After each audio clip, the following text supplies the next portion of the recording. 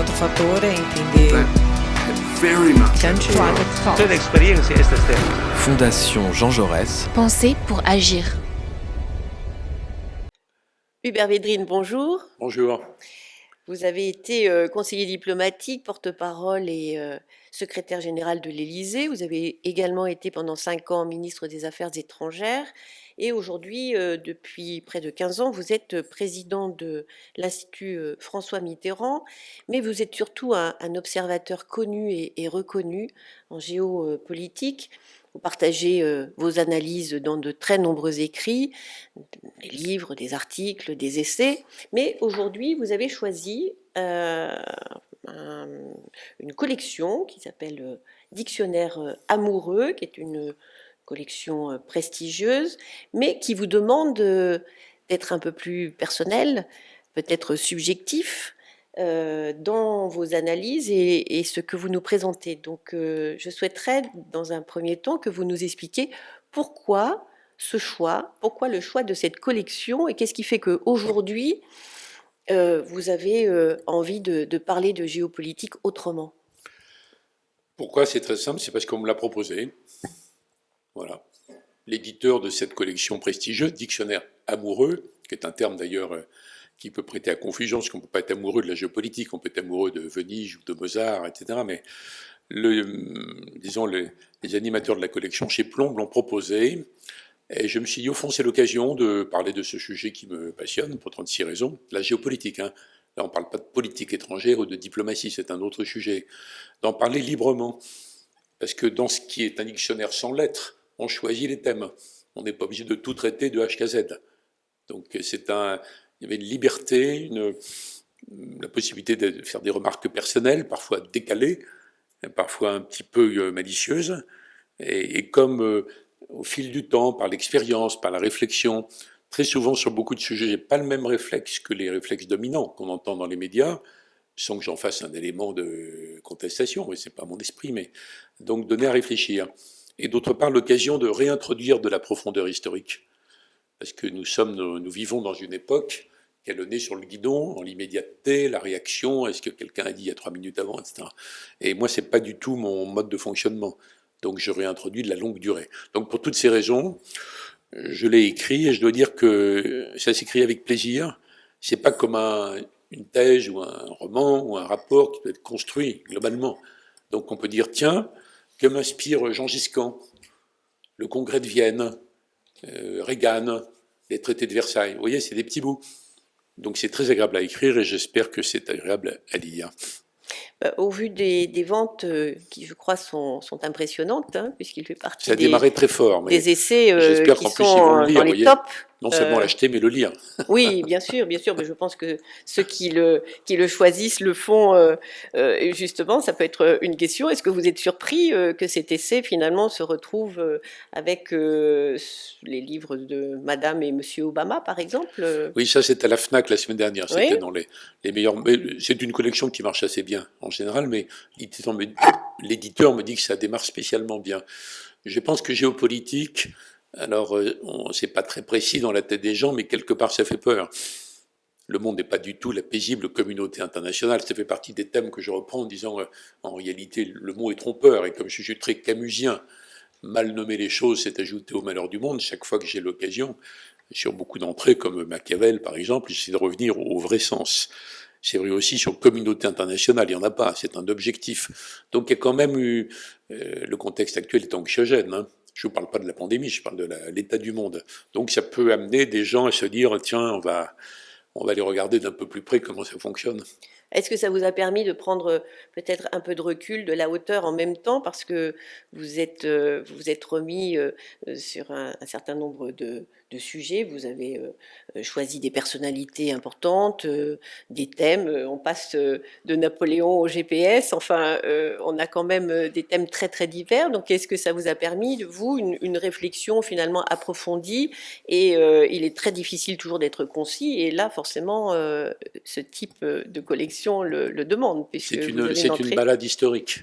En Oui. fait, j'avais souvent eu l'occasion de réfléchir sur des événements considérables du passé, dans la longue durée, sans lesquelles on ne comprend pas les données actuelles. Par exemple, on ne peut pas comprendre la Chine d'aujourd'hui si on n'a pas en tête le 19e et le 20e. Vous voyez, la dynastie qui dégénère, la Chine qui est faible, qui est envahie, qui est occupée, les traités inégaux, etc.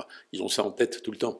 La plupart des peuples ont un récit en tête, réel ou imaginaire, ça c'est un autre sujet, mais si on n'a pas ça en tête, on ne comprend pas. Donc c'est pas l'occasion du livre, c'est l'occasion de toute ma vie, que sur des tas de sujets, je me suis dit, mais on présente mal les choses. Par exemple, je donne l'exemple du mot cynisme. Vous voyez qu'on met à toutes les sauces, mais pour les philosophes cyniques grecs, ça veut dire la capacité à braver l'opinion dominante. Donc c'est déjà une attitude intellectuellement courageuse, audacieuse. Ça n'a rien à voir avec le sens contemporain d'une espèce d'amoralisme abject. Vous voyez, il y a plein de choses comme ça. Alors si les mots sont inexacts dans un cas ou deux, c'est pas grave. Mais si on essaie de raisonner dans une espèce d'océan de concepts creux et faux, on ne sait plus où on en est. Et donc, comme j'aime bien ça, j'ai essayé au fil des sujets choisis, il y a 250 entrées dans le livre. C'est pas très long, parce que je voulais pas être rasoir non plus. Et puis il y a des merveilleux livres spécialisés sur à peu près tous les sujets. J'en cite beaucoup d'ailleurs. Je renvoie à beaucoup d'autres livres. Absolument. Pour ceux qui veulent aller plus loin. Enfin, de toute façon, il ne se lit pas d'un seul trait comme on peut le faire pour un roman. Non, c'est pas pareil, bien sûr. C'est un livre de référence. Et en effet, en tout cas, parmi ces 250, j'en ai choisi 4. Parmi celles que je crois nous avons en partage et sur lesquelles j'aimerais revenir. Alors, par ordre alphabétique, la première entrée, c'est Fernand Braudel. Fernand Braudel, qui a beaucoup écrit sur l'identité de la France, mais qui n'a pas eu le temps, parce qu'il est décédé avant, d'écrire et de publier son 4e ouvrage, qui devait être sur le rôle de la France dans le monde. C'est l'exemple même du grand historien qui résonne sur les siècles, en fait. Voilà, absolument, qui s'inscrit dans le temps, c'est l'exercice auquel vous êtes prêté, absolument. Et d'après vous, qui aurait-il mis dans cet ouvrage non publié sur le rôle de la France dans le monde aujourd'hui? Il faut noter déjà dans ce qui a été publié, qui parlait de l'identité de la France. Oui. Sans que les gens entrent en convulsion dans le mot, vous voyez. Mais il inscrivait dans la durée, il avait travaillé au départ sur la Méditerranée, à l'époque. Donc, on ne sait pas ce qu'il dirait aujourd'hui, on ne peut pas le faire parler, en fait. Mais c'est une référence. Si vous le faites parler. C'est un coup de chapeau. Non, je me réfère à lui, mais je ne fais pas parler sur aujourd'hui. Je rappelle ce qu'il a dit à l'époque, comment il a alimenté notre pensée, et comment ça s'inscrivait dans un raisonnement qui n'était pas fondé sur le sondage de la veille, ou même les élections d'il y a 10 ans, ou même un événement d'il y a 50 ans. C'est un raisonnement sur les siècles, en fait. Or, dans l'époque moderne, on a tellement cru que la mondialisation périmait tout ça, et que le monde n'était devenu qu'une espèce de vaste économie globale, et que tout ce qui était histoire, enracinement, identité, tout ça était non seulement dépassé, caduc, mais dangereux, qu'on a vécu dans une fausse impression d'immédiateté, de superficialité. Donc il faut réintroduire des personnages comme ça.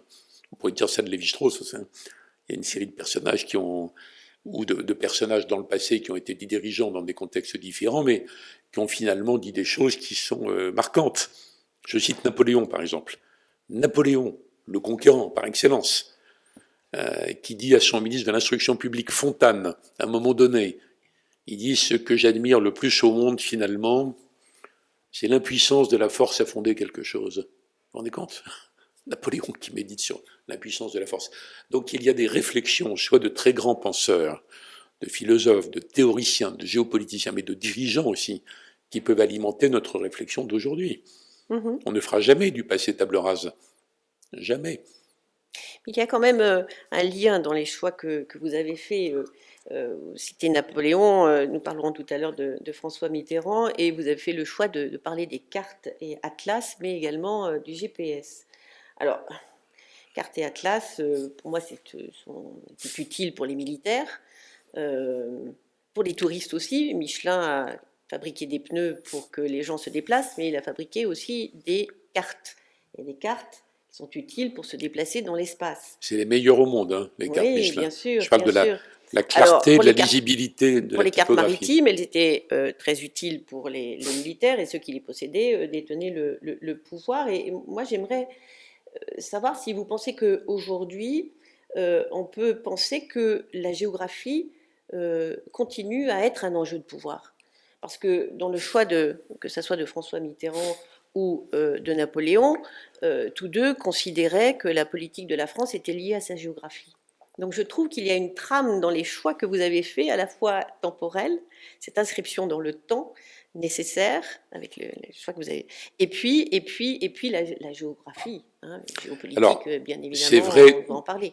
oui, c'est vrai de toute l'histoire humaine jusqu'à maintenant. C'est moins vrai dans le monde et dans la bataille numérique.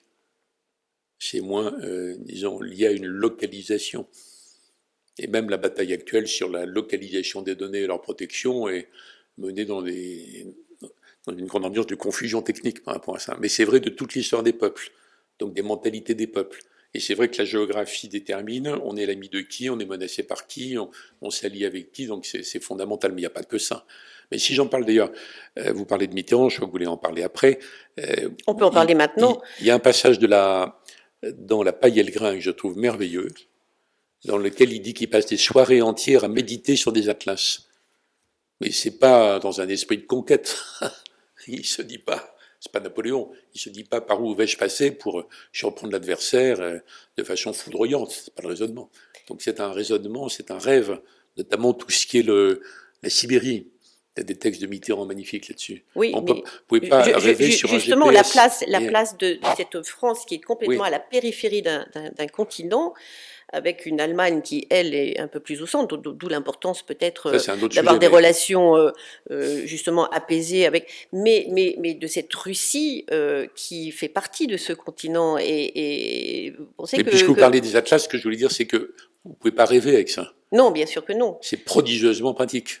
Et on n'a pas non plus GPS, besoin d'interpréter quoi que ce soit, puisque on a la localisation immédiatement. Vous savez par où vous allez passer, mais vous ne rêvez pas. Donc Mitterrand, il rêve sur les atlas. Oui. Il rêve sur le monde. Mais il peut rêver aussi ou penser à la place de la France, justement, parce que la géographie était importante pour lui, n'est-ce pas? C'est autre chose, c'est pas que géographique, bien sûr, c'est un pays d'Europe, bien sûr, c'est un pays qui est là où il est, mais dans ses relations avec ses voisins. Il faut combiner tout ça, en fait. Mais très souvent, ça n'a rien à voir avec le magma des réactions quotidiennes, des mots quotidiens. Vous voyez, tout ce en quoi on est envahi. Et donc il faut se ressaisir, il faut décaper, il faut lire beaucoup, pas que ça, il faut lire tous les livres. Il faut prendre de la hauteur, de la recul, et du recul. Donc j'ai essayé de mettre des petits cailloux blancs pour les gens qui sont insatisfaits de la façon dont on leur représente le monde tel qu'il est. Oui. Avec aujourd'hui la montée des nationalismes, puisque nous parlons de François Mitterrand quand même, dans son dernier discours du 17 janvier 1995, où il disait que le nationalisme c'était la guerre. Est-ce que vous pensez qu'aujourd'hui François Mitterrand ferait un autre discours, ou est-ce que c'est toujours d'actualité? Je ne peux pas faire parler Mitterrand aujourd'hui, même si j'ai passé la moitié de ma vie avec lui, personne ne peut le faire parler. Il n'a jamais dit ça du patriotisme. Hein. Non, nationalisme. Nationalisme. Et moi, je crois qu'il ne faut pas, sur les réactions nationalistes qu'on observe partout dans le monde, qui sont évidentes en Chine, en Russie, en Israël, en Iran, partout, quoi. Partout, aux États-Unis, il ne faut pas plaquer les années 30 dessus. Ça n'a rien à voir. Ce n'est pas les mêmes mécanismes. Simplement, moi, je crois tout bêtement que la mondialisation des 30 ou 40 dernières années, il y en a eu d'autres avant, hein, disons la globalisation sino-américaine des 40 dernières années, qui a enrichi prodigieusement le monde. Même les gens qui, relativement par comparaison, se sentent pauvres, etc. Bon, en même temps, c'était très perturbant, très bouleversant, très brutal. Et il y a eu une espèce de pensée niveleuse sur le monde n'est plus qu'une économie, qui considère que tout ce qui était identité était à balayer.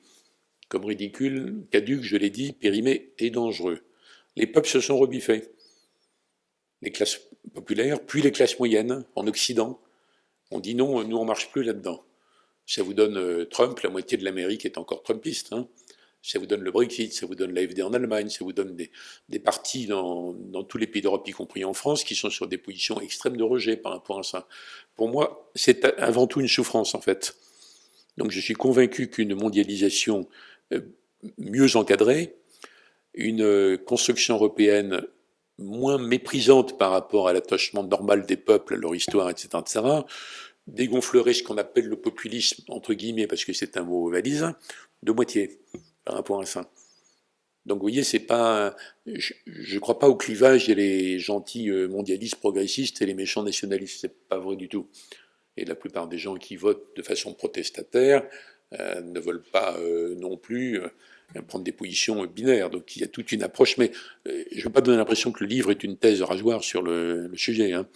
Ça ne l'est pas, ça demande. C'est des petites entrées courtes sur tous ces sujets. Absolument, mais des entrées très courtes et très denses qui suscitent des réflexions qui vont beaucoup plus loin, parce que je pense que quand même tout cela est lié. Les choix que vous avez faits sont peut-être subjectifs, mais ils font partie de votre réflexion qui est quand même basée sur une expérience à la fois personnelle et aussi d'années de réflexion et de recherche que vous faites. Et pour moi, c'est un livre de référence qui est dans les quelques entrées, parce que vous avez rappelé, il y en a 250, on aurait pu en choisir une douzaine. Pour moi, elles sont indicatives de ce besoin, justement, à la fois de se caler un petit peu sur l'histoire, d'avoir des points de repère qui nous permettent de rebondir et de réfléchir, en effet, à la notion d'identité, à la notion de nationalité, pour essayer de comprendre le présent aujourd'hui. Et c'est ce que vous venez de faire en 2 minutes, cette explication, parce que justement, vous avez cette propension, mais vous offrez au lecteur la possibilité de le faire et d'aller chercher, en effet. Mais Fernand Braudel, en effet, pourquoi était-il important peut-être de relire ces écrits? Je vois que vous êtes une bonne lectrice. Dernier point, puisque j'avais dit qu'il y en avait 4, sur la diaspora. Diaspora qui est liée à la mondialisation, peut-être quelque part à la dilution du sentiment de nationalité. Il y a 3 millions de Français qui vivent à l'étranger. On n'a jamais utilisé en France le terme de diaspora pour finalement nommer ces personnes qui partent à l'étranger. C'est un acte volontaire lié à leurs études, peut-être un parcours professionnel qu'ils ont choisi, la curiosité du monde, parfois pour des questions amoureuses. Et ce sont des gens qui s'installent durablement à l'étranger avec, pour beaucoup, et c'est un travail que j'avais réalisé pour le Premier ministre en 2015, l'envie de rentrer.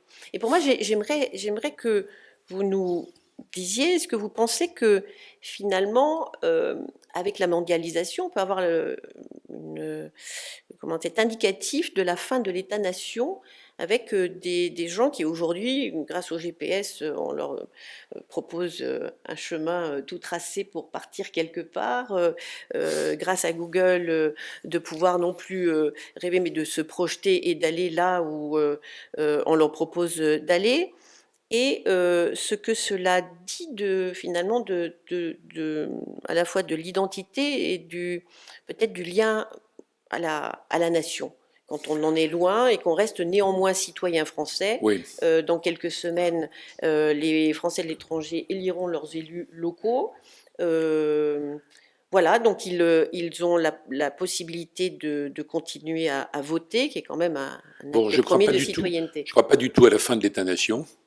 Je pense même d'ailleurs que tous ceux qui, pour des raisons de supranationalité théorique, d'européisme idéologique ou de mondialisme économique genre OMC ont parié là-dessus, n'ont pas compris ce qui se passait. C'est pas du tout vrai pour presque tous les peuples dans le monde. Il n'y a qu'en Europe de l'Ouest, disons. Mais les Polonais, ils ne croient pas du tout non plus à la fin de l'État-nation, ni les Hongrois. Hein.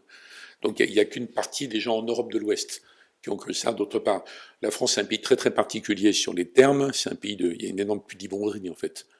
Pudibonderie ou gêne ou déni sur les mots. Là, il y avait pendant très longtemps l'interdit chrétien-catholique, il y avait les interdits marxistes qui ont pesé énormément pendant très longtemps. Maintenant, c'est les interdits gauchistes et tout ce qui nous revient, qui sont des idées françaises en général, qui nous reviennent via les campus américains, qui fait que de plus en plus, on ne peut plus appeler les choses par leur nom. Enfin, c'est la fameuse combinaison de culture woke et cancel culture, qui sont d'ailleurs là. C'est la culture de la délation et de l'excommunication. Enfin, ça pèse énormément sur des tas de gens qui ont la trouille d'appeler un chat un chat. Donc la France, c'est particulier. Et d'autre part, vous parlez des diasporas françaises, mais moi, j'en parle pas spécialement sous cet angle. Vous parlez Je veux dire que dans les relations internationales, Et évidemment, on voit bien que ça grouille d'acteurs, entreprises, les médias, les ONG, les mafias, tout ce qu'on veut. Bon. Mais quand même, c'est les États-nations qui, à la fin, disent oui ou non dans les négociations, dans les traités. Mais dans les stratégies d'influence, il y a la puissance à l'ancienne, hein, la puissance militaire, la monnaie, le dollar, des tas de trucs. Mais il y a aussi la capacité d'influence chez les autres. Et donc, dans le monde actuel, il y a énormément de groupes qui sont des diasporas, plus ou moins organisés, ça dépend, qui peuvent se transformer en lobby, ça dépend. Ça dépend de la volonté du pays d'origine, ça dépend de la capacité d'accueil, de la tolérance du pays d'arrivée. Et donc, il y a tout un système où tout le monde tient tout le monde par la barbichette. Sauf qu'il y a des puissances énormes qui dominent plus que d'autres. Et donc, ça fait partie de ce tableau, en fait. Mais diaspora au sens neutre, c'est simplement les gens qui sont partis. Alors, ils ne sont pas partis comme il y a un siècle, ils ne partent pas pour toute leur vie. La plupart des gens reviennent, ils ont gardé un lien, et puis ils ont un lien numérique ou autre. Mais ça décrit un monde, une sorte d'embrouillamini, qui contribue à ce que le secrétaire général de l'ONU, Antonio Guterres, qui est formidable et qui fait un très beau travail, appelle un chaos. Le monde est un chaos. Alors pas un chaos au bord de la guerre, hein. Chaos au sens imprévisible, instable. Et l'ensemble des réseaux diaspora ou lobby, mais c'est pas toujours la même chose, hein, en fait partie. Il y a toutes sortes d'autres phénomènes d'influence culturelle qui passent par la langue, qui passent par les moyens de dominer les systèmes numériques, enfin, toute la puissance des GAFA. Bon, donc c'est compliqué, hein. Il faut essayer de se dépatouiller dans tout ça. Et la France a toujours un rapport un peu complexe à elle-même, en fait. Donc elle se déchire plus que d'autres. Vous voyez le débat classique entre mémoire et histoire. Moi, je suis tout à fait du point de vue des historiens, qui n'aiment pas du tout le devoir de mémoire, qui est une construction en général artificielle, mais qui correspond à l'état donné de l'opinion à un moment donné, au rapport des forces politiques, à ce qu'on veut empêcher, promouvoir, etc. Donc on construit des trucs. Je crois beaucoup à l'histoire, par contre. La vérité, la franchise historique. Toute l'histoire des peuples est remplie de moments merveilleux et de moments atroces. Bon, l'histoire de la colonisation, idem. Donc, mais je ne crois pas au devoir de mémoire, je le répète. Je pense que je suis de l'avis de Pierre Nora, j'étais de l'avis de René Raymond, de gens comme Furet, etc.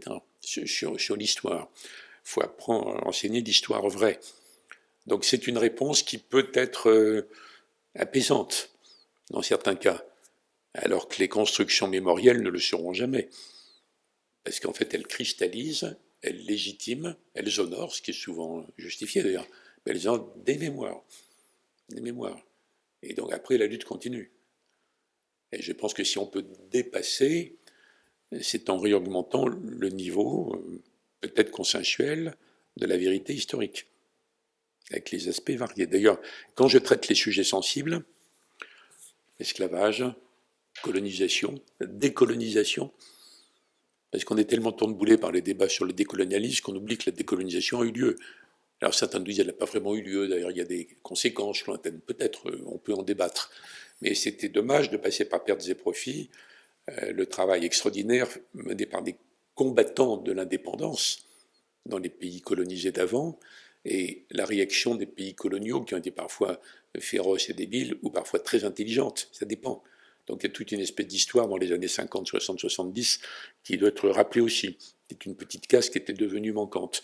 Donc quand sur ces points-là je développe des remarques qui ne sont pas ce qu'on entend tous les jours, vous voyez, pas forcément, je le fais pas pour blesser qui que ce soit, c'est ma contribution, et souvent je m'appuie sur des travaux africains ou arabes ou asiatiques sur le sujet, vous voyez, pour élargir. Mmh. Vous avez quand même un certain nombre d'entrées où vous posez des questions. Par exemple, je reviens à l'entrée sur la diaspora. À la fin, vous dites combien de temps faudra-t-il pour que cette semi-mobilité constante engendre une mentalité globale différente? Point d'interrogation. Des années, point d'interrogation. Des décennies, jamais créerait-elle des antagonismes aggravés? Donc en fait, vous avancez un certain nombre de points qui vous sont personnels et vous les assumez, mais on a quand même l'impression que vous êtes bien dans ce questionnement, et avec ces questions, vous faites réfléchir le lecteur, la Oui, lectrice. alors après, c'est au lecteur Hein de continuer. Voilà, Ouais. et apporter Je veux pas peut-être fermer- je veux voilà, pas fermer la- absolument, la question. y apporter des réponses. Donc vous apportez un certain nombre de réponses, mais je crois que vous suscitez surtout la curiosité et l'envie de comprendre et d'aller un petit peu plus loin. C'est ce que vous souhaitez Tant mieux, faire? tant mieux. Oui? Bien. Est-ce que vous avez une entrée particulière à laquelle vous voulez faire référence, que de toute évidence vous vous êtes fait plaisir aussi, hein, vous avez eu du plaisir à écrire ce dictionnaire amoureux. Donc est-ce qu'il y a des choses particulières qui vous sont propres Non, et il y en a 250 grâce à vous, grâce à vos choix. Mes choix, on en a évoqué déjà pas mal, là. Donc on va laisser les gens il n'y en découvrir. a pas une favorite? Non, non. Aucun Sinon, ce ne serait pas un dictionnaire à 250 entrées. Il y aurait une entrée, vous voyez. Bien sûr. Merci Védrine. Merci pour votre invitation.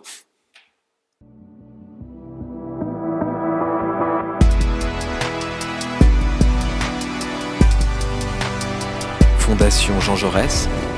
Penser pour agir.